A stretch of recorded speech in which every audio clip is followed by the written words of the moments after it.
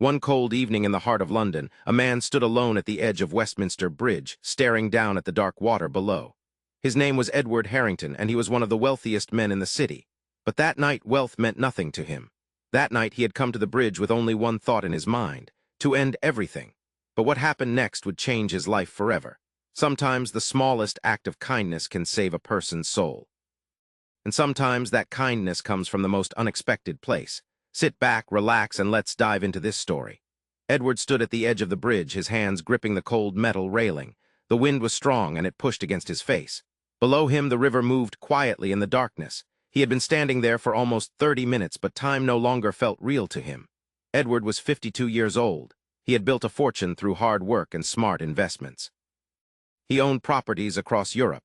He had donated millions to charity. Newspapers called him a generous philanthropist. People respected his name, but none of that mattered anymore, because Edward had lost the only thing that truly gave his life meaning. His wife, Margaret, had passed away 6 months earlier after a long battle with illness. She had been his partner for 28 years. She was the one who reminded him to smile. She was the one who kept him grounded when success made him forget where he came from. Without her, the mansion felt empty. The money felt meaningless. And every morning when he woke up, the silence in the house felt unbearable. Edward had tried to keep going. He attended meetings. He signed documents. He continued his charity work, but inside he felt hollow. The grief slowly grew into something darker: depression, loneliness, and finally despair. That evening, Edward had written a letter. He left it on his desk at home. Then he put on his coat, walked out of the mansion, and drove to the bridge. Now, as he stood there in the cold wind, he felt strangely calm. This is it, he thought. This is where it ends. He closed his eyes and took a deep breath. But just as he was about to step forward, a voice called out from behind him. "Excuse me, sir." Edward froze. He turned slowly. A short distance away, a young woman stood holding a small paper bag. She looked to be in her early 30s. She wore a simple coat and a warm scarf around her neck. Her face was kind and her eyes were gentle. "Are you all right?" she asked. Edward stared at her for a moment, unsure of what to say. "Yes," he replied quietly, "I'm fine." The woman studied him carefully. Then she smiled softly. "You don't look fine," she said. Edward did not respond. The woman walked a little closer, but she kept a respectful distance. "It's cold tonight," she said. "I was just closing my shop nearby and saw you standing here. I thought maybe you needed someone to talk to." Edward shook his head. "I don't need anything," he said. "Thank you." The woman nodded slowly. "All right," she said gently. "But before I go, would you like some tea? I have extra." She lifted the small paper bag slightly. "I always buy 2 cups on my way home. One for me and one just in case I meet someone who looks like they need it." Edward looked at her, confused. "Why would you do that?" The woman smiled again. "Because sometimes a warm drink and a kind word can make all the difference." For a long moment, Edward just stood there. Then, without fully understanding why, he nodded. The woman walked over and handed him one of the cups. They stood side by side in silence for a while, sipping the warm tea. Finally, Edward spoke. "Why did you stop?" he asked quietly. The woman looked at him. "Because I've been where you are," she said simply. Edward turned to face her. She continued, "A few years ago, I lost someone very important to me, my younger brother. He was all I had left after our parents passed away. When he died, I thought my life was over." Edward felt something stir inside his chest. "What happened?" he asked. The woman took a slow breath. "I tried to keep going," she said, "but every day felt heavier than the last. One night I stood on this very bridge, just like you." Edward's eyes widened slightly. "But someone stopped me," she continued. "A stranger, an old man who sold flowers nearby. He didn't say much. He just offered me a flower and told me that even in the darkest night, something beautiful can still grow." She smiled softly at the memory. "It sounds simple, I know, but something about that moment made me pause, and in that pause I realized that maybe, just maybe, there was still a reason to stay." Edward felt his throat tighten. "And was there?" he asked. The woman nodded. "Yes," she said. "It took time. But slowly I found small reasons to keep going. I opened a little shop. I started helping people in my community, and I made it my mission to offer kindness to anyone who looked like they needed it." She looked at Edward. "Because I know what it feels like to stand on the edge, and I know how much one small act of kindness can matter." Edward felt tears begin to form in his eyes. He tried to hold them back, but they came anyway. "I lost my wife," he said quietly. His voice broke. "She was everything to me." The woman placed a gentle hand on his arm. "I'm so sorry," she said. Edward wiped his face quickly. "I don't know how to keep going without her," he admitted. The woman was quiet for a moment, then she spoke softly. "You don't have to know right now," she said. "You just have to take one step at a time, one day at a time." Edward looked at her. "And what if the pain never goes away?" he asked. She smiled sadly. "Maybe it won't," she said. "But that doesn't mean there isn't still beauty in the world. It doesn't mean there aren't still people who need you." She paused. "Your wife wouldn't want you to end your story here." Edward closed his eyes. I know, he whispered. The woman gently squeezed his arm. Come, she said, let me walk you somewhere safe. Edward hesitated. Then slowly he nodded. They walked together off the bridge and down the quiet street. The woman led him to a small cafe that was still open. They sat down at a corner table. For the next hour they talked. Edward told her about Margaret, about their life together, about the emptiness he felt now.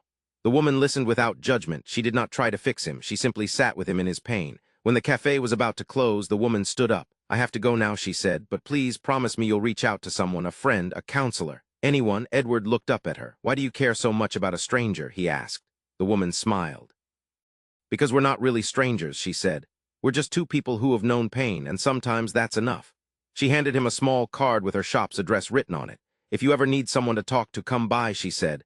Edward took the card and held it tightly. Thank you, he said quietly. The woman nodded. Take care of yourself, she said. Then she walked out into the night.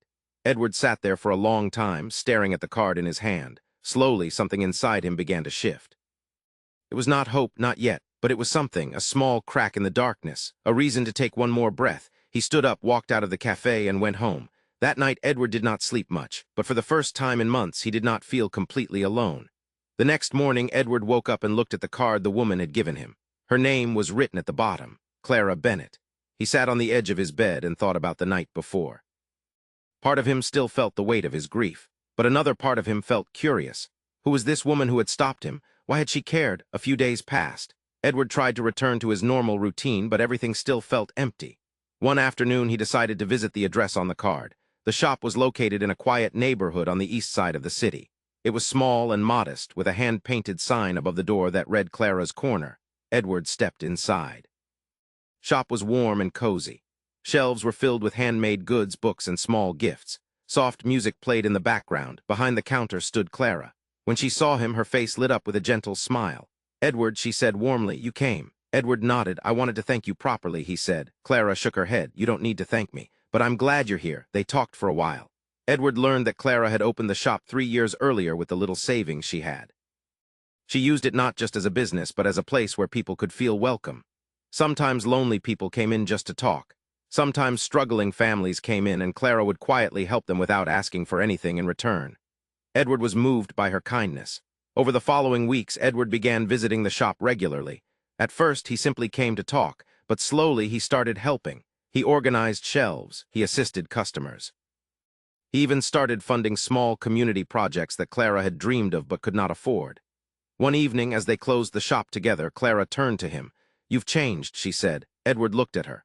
What do you mean? You seem lighter, she said, like you're beginning to find your way again. Edward thought about it. Maybe I am, he said quietly. Clara smiled. I'm proud of you. Edward felt something warm in his chest. For the first time since Margaret's death, he felt a sense of purpose returning. Months passed. Edward continued to visit Clara's shop, but he also began doing something else. He started using his wealth in a new way. He funded mental health programs. He opened support centers for people dealing with grief and depression. He partnered with organizations that helped those on the edge of despair. And he did it all quietly, without seeking recognition. One day, a journalist discovered what Edward had been doing and wrote a story about it. The article spread quickly. People were inspired by his transformation, but Edward did not care about the attention. He only cared about one thing, helping others the way Clara had helped him. One evening, Edward invited Clara to dinner at a quiet restaurant.